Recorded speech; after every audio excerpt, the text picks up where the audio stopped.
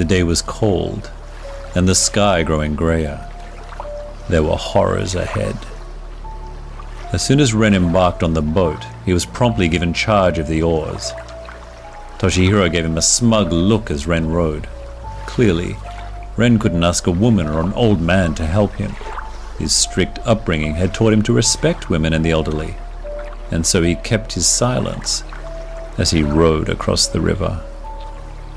He glanced at the girl and heard Toshihiro speak to her and address her as Kana.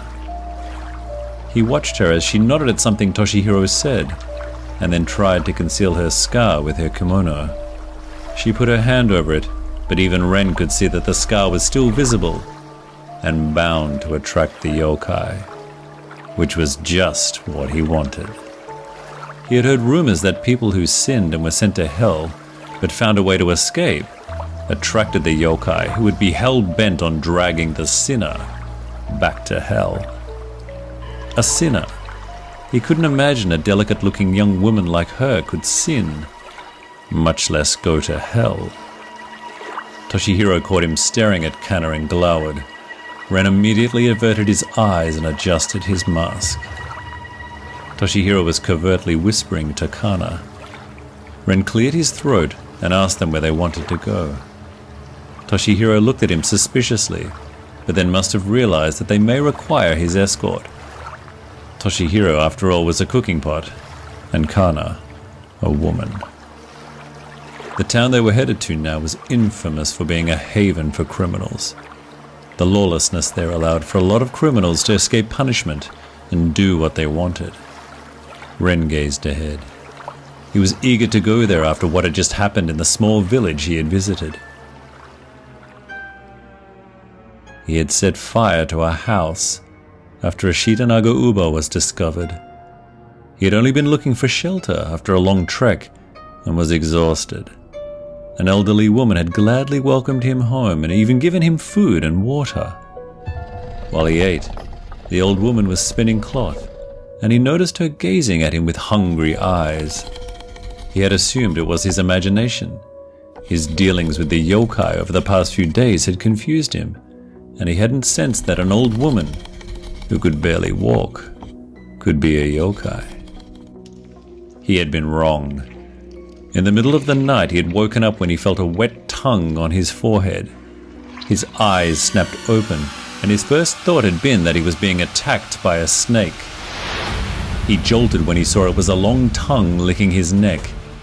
Crying out, he jumped up from the makeshift bed the old woman had given him. His sword drawn, he braced himself for an attack, only for the old woman to lunge at him, throwing him off guard. The old woman was no longer the innocent lady he had met hours ago.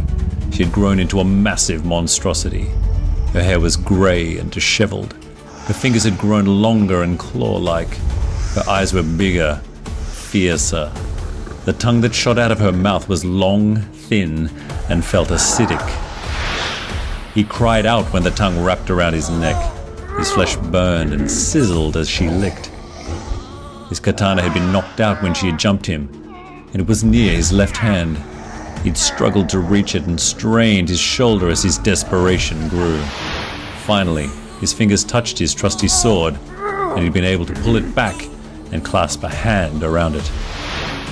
In one swift move, he slashed at her tongue. The skin on his neck had been seared, and he would live with a mark forever.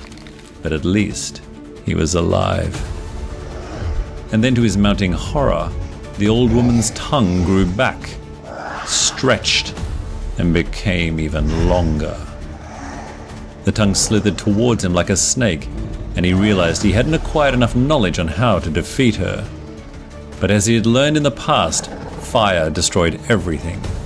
He rushed towards an oil lamp and picked it up.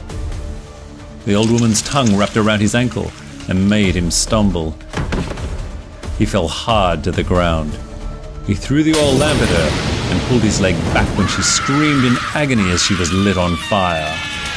Ren had run as fast as he could, making sure his katana was on his belt.